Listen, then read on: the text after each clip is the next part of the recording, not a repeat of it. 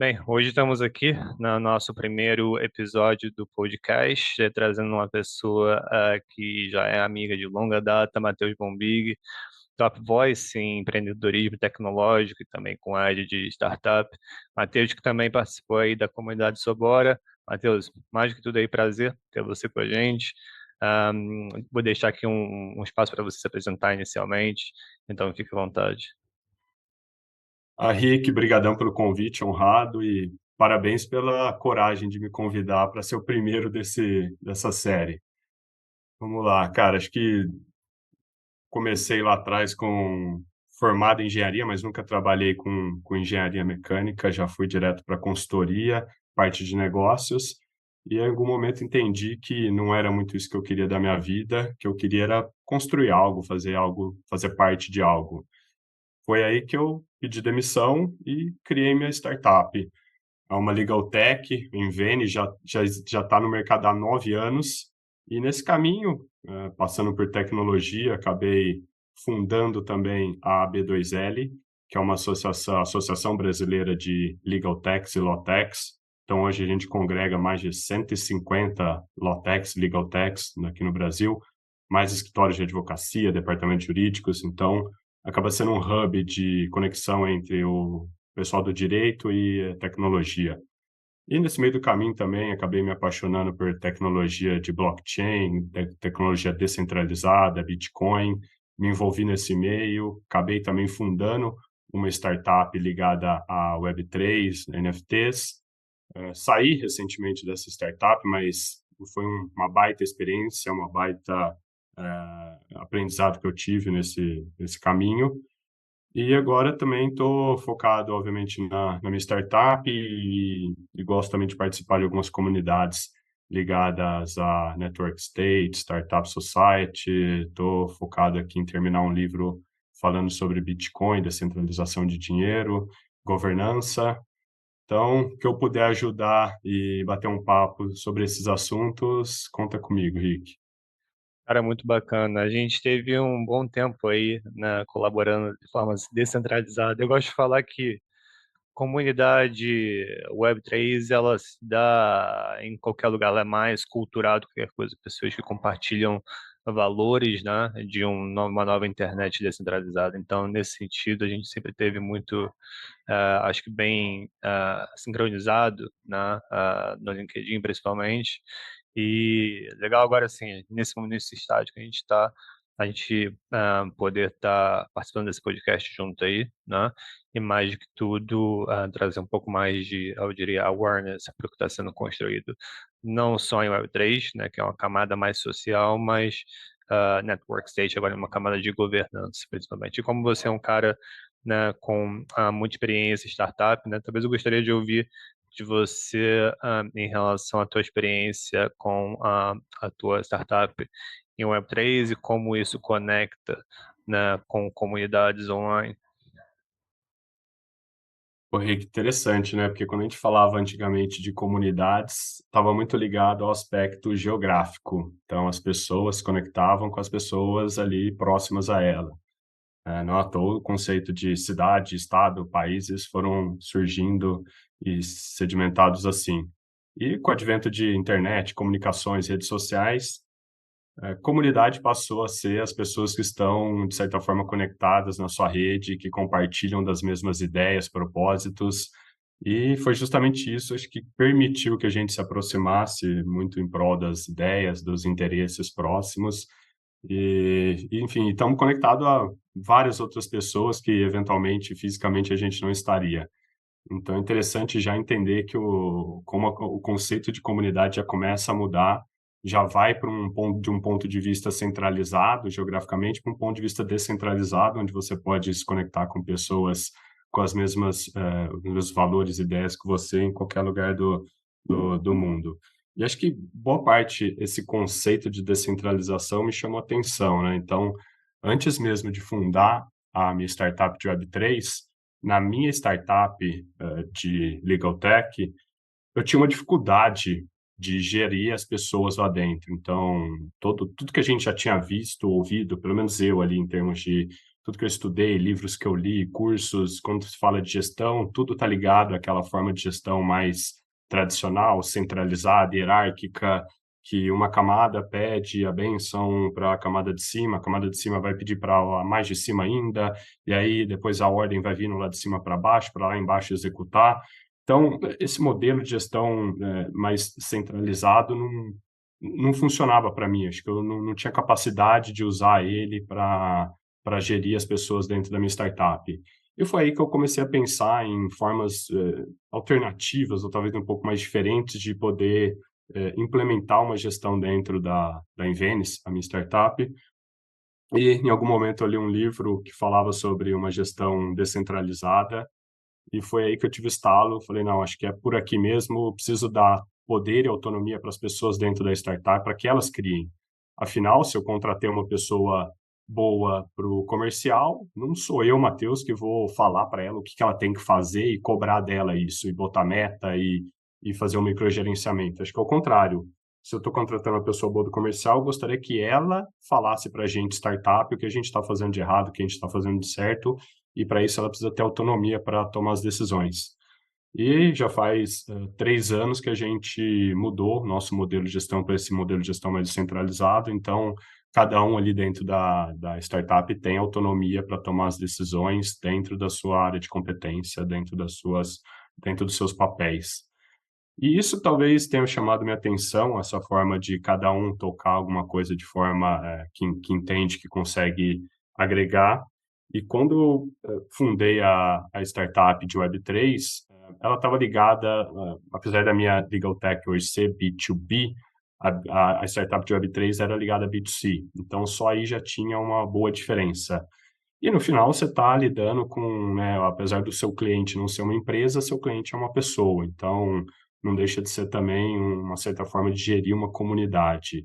E aí são outros desafios de você ter, né, um negócio talvez até fundado de forma descentralizada, com também sócios ao redor do mundo, nem todos estavam aqui no Brasil, um na Califórnia, no Havaí, e gerir também comunidade de pessoas espalhadas pelo Brasil inteiro. Então, foi sim um desafio, muito aprendizado, coisas que a gente carrega aí para a vida, Rick.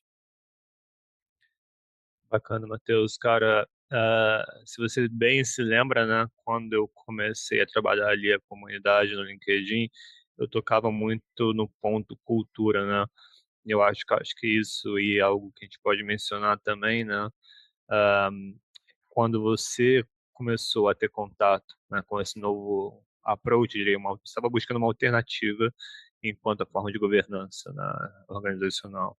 Mas você notou, e se você se notou, né, qual foi o papel da aculturação nesse processo? Porque as pessoas ainda estão entendendo, né, esse momento de transição, né? Então, assim, do teu ponto de vista, é algo que ainda está muito distante, as pessoas compreenderem, né, como vai ser o futuro, ou já há uma mudança de paradigma? Um desafio bem grande, Rick. Acho que, primeiro que assim, tem um primeiro passo que é entender o que é cultura. Eu mesmo lá atrás, quando pessoas falavam para mim sobre cultura, eu achava que era, puta, besteira. Ah, cultura, porque tem que fazer isso, tem que agir dessa forma, tem que... Não, cara, vamos, o que tem que fazer? Vamos trabalhar, vamos entregar, gerar valor e bola para frente. E acho que só com o tempo, conforme você vai ganhando experiência, vai ganhando maturidade, você consegue entender o porquê que cultura é importante. Porque assim, no final do dia você não consegue controlar tudo. Então, a cultura, no final do dia, é o que vai agregar as pessoas. É aquela cola aglutinadora que vai trazer as pessoas com os mesmos interesses, as mesmas vontades, os mesmos propósitos juntos e vão, de certa forma, trabalhar em prol de um objetivo único. Então, acho que primeiro tem esse desafio de entender o que é cultura. O segundo passo é, entendendo o que é cultura, a gente pode ter culturas boas e ruins, culturas, talvez mais para lá, mais para cá, e cada cultura talvez seja adequada para ser aplicada num certo contexto, para um certo tipo de empresa, mas, independente disso, o que eu, pelo menos, tenho visto é que culturas que prezam por um grau de descentralização maior têm uma tendência maior de se dar bem em ambientes mais complexos e de mudanças rápidas. Por que eu estou falando isso? Se a gente está envolvido assim, se a gente está num contexto onde o mundo já está meio que escrito, a gente já sabe o que a gente tem que fazer, já está escrito em pedra, é isso que funciona, etc. Putz, talvez a gente não precise dar tanta autonomia para as pessoas, para elas criarem, pensarem, trazer algo novo, entenderem o mundo à sua volta. Talvez seja mais fácil, sim, ter uma cultura mais centralizada, onde a gente já identificou o que funciona, como fazer, o melhor jeito de colocar eficiência e redução de custos, e bater isso, né, o famoso de cima para baixo. Nesses ambientes, então, uma cultura centralizada talvez faça mais sentido. Mas a partir do momento que a gente começa a se inserir num mundo de tecnologia, de internet, onde as pessoas estão tendo vozes, as instituições mais centralizadas estão, de certa forma, começando a perder um pouco do seu poder em detrimento das vozes que vão surgindo de forma descentralizada. Então, a gente tem uma comunicação do que está acontecendo no mundo, as vontades mudam, os interesses mudam, então, acho que nesse ambiente um pouco mais complexo aí, de tecnologia no meio, faz mais sentido uma instituição ter uma governança um pouco mais centralizada, porque você consegue colocar nas pontas a autonomia de tomar decisão. Então, tem alguns casos que eu já trouxe muitos cases aí, inclusive em posts do LinkedIn. Tem casos que, eventualmente, a pessoa, até chão de fábrica de uma empresa que está ali no dia a dia, ela sabe do problema, porque ela está vendo todo dia, mas ela não tem autonomia, não tem liberdade de tomar decisão que possa, eventualmente, resolver aquele problema. Então, isso tem que, de certa forma, sair dela, subir, passar para um superior, para ir lá para cima, para a camada gerencial, dar um ok, descer. Então, assim, tem muita coisa que poderia ser resolvida nas pontas, que não são justamente por causa de por ter uma gestão um pouco mais centralizada. Então, assim, também é interessante que quando a gente vê as pessoas que entram nesse mundo de gestão mais descentralizada, quem acaba indo trabalhar com a gente, pelo menos na Invenice, o primeira reação é um pouco de surpresa, porque de novo, a gente está inserido no mundo mais centralizado, mais hierárquico. E quando elas passam a ter essa autonomia, ficam até meio estranho. Ah, quer dizer que eu posso tomar decisão, eu posso assumir aqui o controle, decidir o que é bom, o que é ruim? Sim. Então, assim, a gente, de certa forma, também começa a exigir competências diferentes.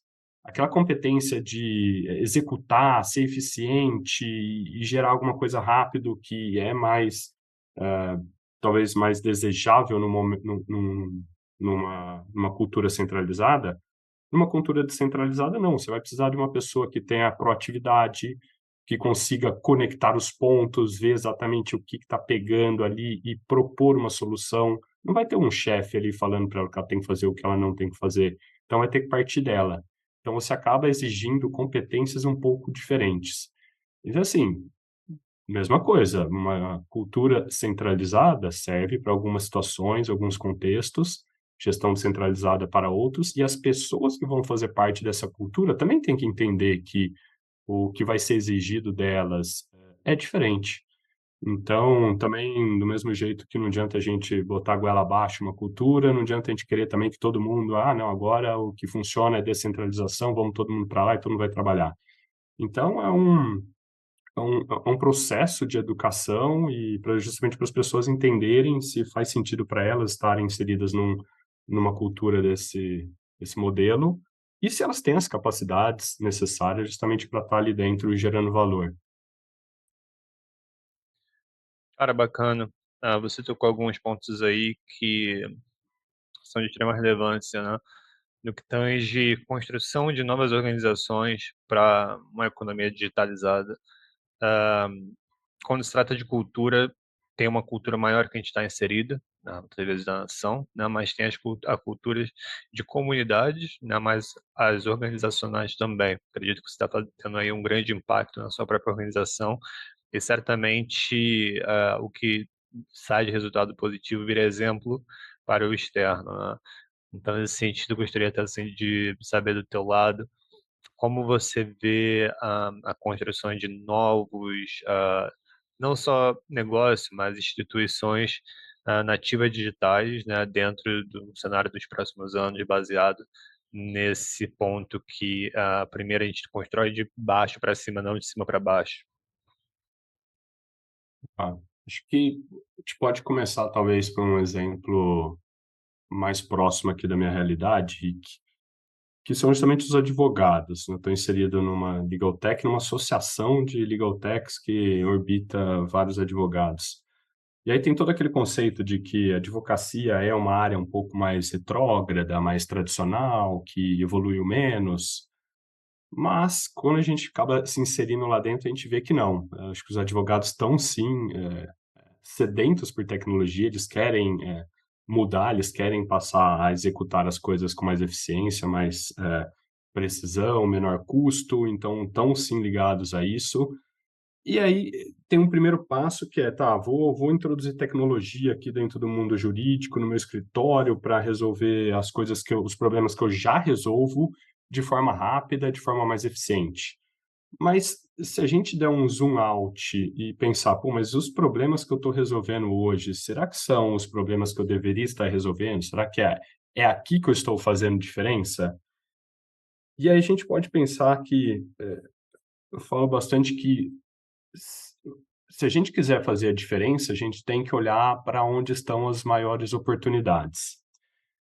Hoje, o maior mercado do mundo não é o mercado de petróleo, não é o mercado financeiro, não é o mercado de energia, não é o mercado de agro, nem o de turismo. O maior mercado do mundo é o mercado de governança. Se a gente pensar que hoje os países arrecadam algo em torno de 30, 40 trilhões de dólares por ano para oferecer os serviços estatais, os serviços das suas instituições para a população. Então, qual que seria o impacto da gente trabalhar nisso? Qual que seria o impacto da gente trazer instituições e uma governança mais eficiente para gerar mais valor para a população? Então, acho que nitidamente dá para perceber que aí está talvez a maior oportunidade de gerar esse valor. E aí tem alguns estudos que dizem que se a gente pegar ali o PIB per capita médio da população no mundial e aplicar para todos os países, a gente consegue um incremento de até 100 trilhões de dólares de riqueza. Então, a gente tem países hoje que têm uma governança muito ruim, leis que não favorecem o desenvolvimento, então as pessoas acabam gerando pouco valor, pouca riqueza. E, na outra ponta, a gente tem países cujas instituições são bem eficientes, pró-mercado, liberdade, que conseguem potencializar o desenvolvimento de riqueza e geração de valor pela população de forma muito maior. E aí, se a gente pensar, vamos pegar então os 25% dos melhores ali, das melhores gestão, e vamos aplicar o PIB per capita disso para todo o resto da população. A gente tem estudos que dizem que a gente pode ter um incremento de riqueza da ordem de 200 trilhões. Então, assim, do ponto de vista, se você quer fazer diferença em alguma coisa, por que não pensar onde está o maior potencial de geração de riqueza? E é justamente em termos de governança que a gente está falando. E aí tem tudo a ver com comunidades, pessoas, as regras e leis que regem essas pessoas, que não deixam de ser, no final do dia, uma cultura, a cultura de uma empresa, uma cultura de uma instituição, que rege como aquelas pessoas vão atuar. Então, se a gente for falar cidades, estados e nações, a gente também tem o conjunto de regras que vão, de certa forma, incentivar e direcionar o dia a dia daquelas pessoas. Então, assim, a gente tem alguns exemplos hoje de áreas que foram dedicadas para que dentro dessa área fosse criado regras e governança diferentes daquela do país de origem, justamente para testar. Será que com regras diferentes eu consigo gerar mais riqueza, eu consigo atrair mais pessoas para lá? E a gente tem hoje no mundo mais de 5.000 zonas econômicas que estão justamente fazendo esse trabalho de entender, no final do dia não deixa de ser um sandbox, uma um experimento em que nações, países, estados, cidades possam, recorrer para justamente saber se uma regra, uma legislação, uma atualização de governança pode fazer sentido. E então, assim, imagina isso aplicado a uma esfera muito maior do que a gente tem hoje, em onde cada país, cada governo pode ter seus testes, onde pessoas possam ir para lá de forma, né, de novo, descentralizada. Então, você vai atrair pessoas de vários lugares que tenham os mesmos interesses, que compartilham daquela mesma ideia para poder estar lá gerando valor. Então, acho que dá para a gente começar a falar do contexto, do conceito de descentralização em termos de comunidade, geração de valor, até de um ponto de vista mais físico, com uma zona econômica especial. Obviamente, depois a gente pode evoluir aí para outros conceitos, como startups, societies e network state, mas acho que para começar tá um bom exemplo aí, Rick. Olha, legal que você abordou logo um ponto que eu acho, assim, crucial nisso tudo que a gente está construindo, né? Mais do que a interconectividade, né? A interoperabilidade, né? E óbvio que isso passa por um framework regulatório. Então, zonas econômicas especiais, né, podem ser e devem ser aí um sandbox. Gostaria que você pudesse comentar um pouco mais nesse ponto aí de zonas econômicas especiais, né, porque é a partir disso que vai surgir, acredito, muitas das instituições nativas digitais, né, em um modelo de teste primeiro, para a gente poder, em vez de trazer mudanças para a sociedade sem vamos dizer, um benchmark prévio, né, você consegue, acho que com mais suavidade, testar, né, identificar resultados e depois comprovar que aquilo funciona de fato, né. Então, se quiser expandir um pouquinho mais nisso aí, que eu acho que é importante. Vamos lá, Rick, acho que a gente pode trazer até alguns exemplos. Se a gente olhar para Hong Kong, que não deixa de ser uma zona econômica especial, que ficou sob domínio da Inglaterra, então estava sobre regras, leis e governança um pouco diferente do restante da China. E por estar nesse contexto, talvez, e muito provavelmente de governança um pouco mais pró-mercado, mais livre, que incentivava mais a geração de riqueza, Hong Kong se desenvolveu muito mais do que a China.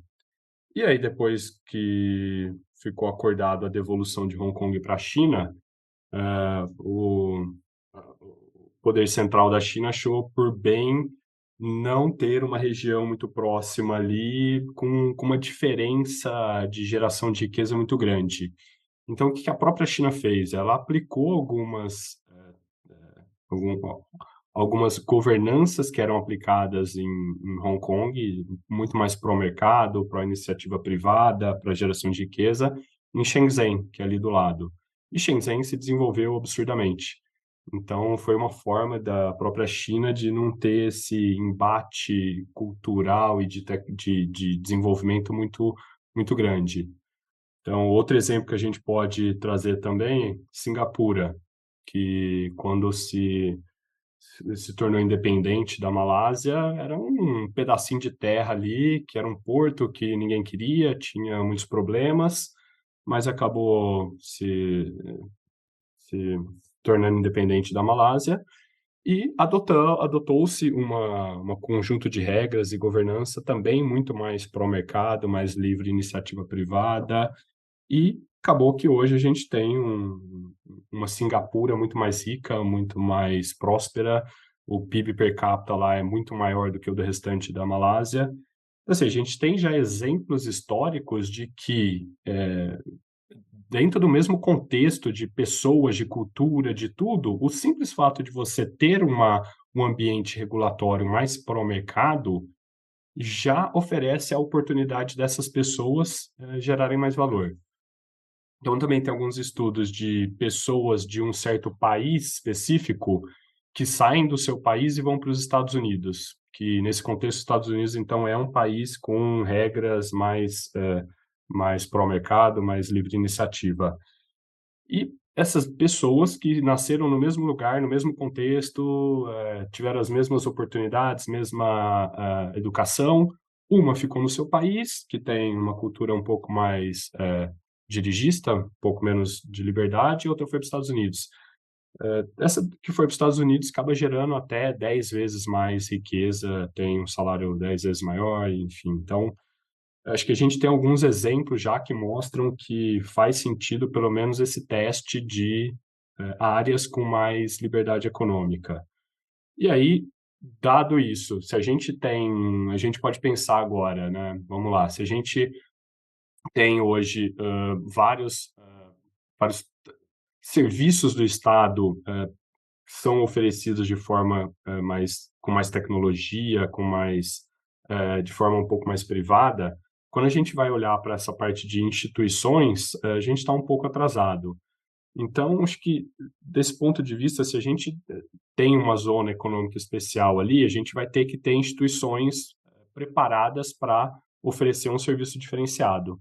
Então, aquele conceito de imagine se a gente tivesse um país cujas instituições e serviços do Estado fossem construídos e geridos por startups. Então, acho que seria, obviamente, um país com um potencial muito maior do que o que a gente tem hoje legado. Então, acho que essas zonas econômicas especiais são, sim, uma boa forma de incentivar o desenvolvimento de empresas que, sim, irão prestar a todo o suporte, a base de tecnologia para que serviços e instituições possam operar e permitir justamente esse desenvolvimento. Não sei se eu consegui responder a sua pergunta, Henrique. Cara, bacana. Tu trouxe aí um caso que eu gosto de comentar, né, mas é de extrema complexidade, que é a China, né? Muitas pessoas, principalmente, não é fácil você entender a China, né? Eu trabalho com alguns chineses e mesmo os chineses têm, vamos dizer, um pouco de tempos difíceis de poder explicar como funciona a China como economia, na nação e sistema governamental, né? Apesar da centralização governamental do partido, o mercado ali atua de forma liberal, né?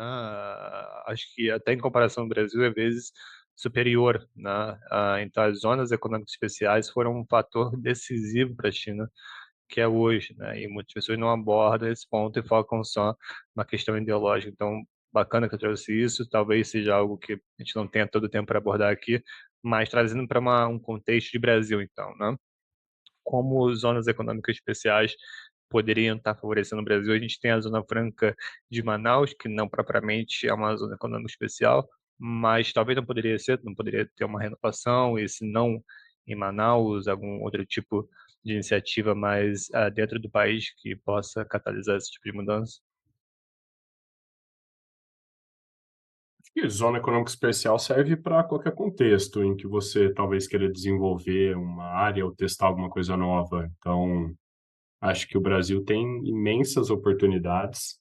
Acho que tem várias áreas que a gente poderia tentar desenvolver mais, tanto em termos geográficos, como em termos de teste como regras mesmo de governança.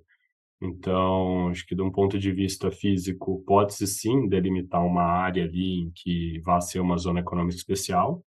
E acho que a grande beleza é que o próprio poder econômico não precisa nem gastar nada com aquilo. Então, ele não precisa doar terras, não precisa construir infraestrutura, nada. Ele só precisa determinar que ali dentro a governança vai ser diferente.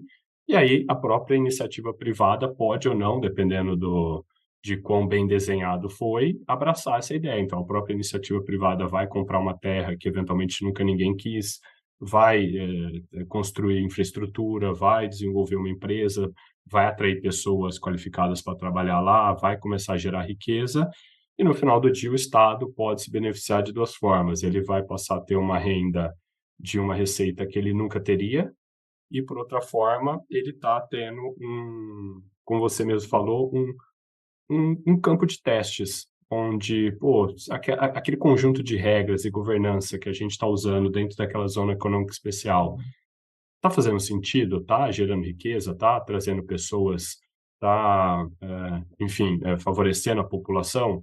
Então, por que não usar esse teste que a gente fez lá e começar a aplicar isso em outras regiões do país ou do estado, o que quer que seja?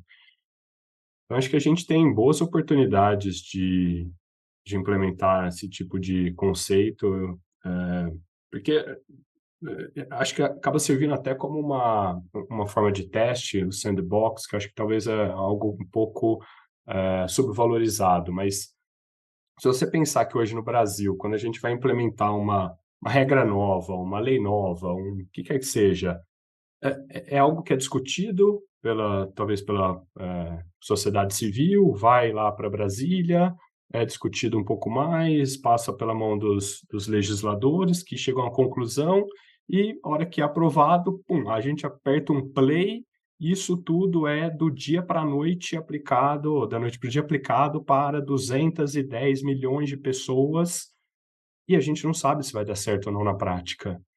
Será que é bom? Será que é ruim? Vai dar certo? Não vai dar? Então, acho que zona econômica especial também acaba servindo como um sandbox, pô. Então, se eu estou pensando em fazer essa regra, essa lei em âmbito nacional, será que se eu aplicar ali e ver aquilo se desenvolver ao longo de um período para saber se realmente vai funcionar ou não? E aí faz os ajustes necessários e depois a gente pode tentar aplicar essa regra para o país inteiro. Sensacional, cara. Matheus, estamos chegando aqui no final do nosso podcast. Agradecendo mais uma vez aí pela sua participação. Talvez aproveitar aí os últimos sete minutos, né, para você compartilhar um pouco da tua visão de futuro, né, principalmente para o Brasil. A gente gosta de enfatizar a importância da colaboração, né, e nesse contexto de uma web globalizada, não só em termos de social, mas financeira e governamental, né? A colaboração transnacional, né? E como isso, né, pode ser aí, né, vamos dizer, um divisor de água para o Brasil, né? Além da questão do sandbox, de poder fazer teste, né? Como essa troca de, vamos dizer, inteligência, né, pode trazer benefícios para o Brasil. Mais uma vez, lembrando aí, temos 6 minutinhos faltando, então vamos fechar aí. Vamos lá, momento bola de cristal, mas e que eu acho que o Brasil não é muito diferente dos outros países. A gente, obviamente, tem a nossa cultura, nossa forma de nos organizar aqui dentro, mas a gente tem as mesmas oportunidades de todos os outros países. A tecnologia vem trazendo um acesso a dados, comunicações, desculpa, dados, informações que a gente nunca teve antes, tanto seja a parte de ciências, parte de artes.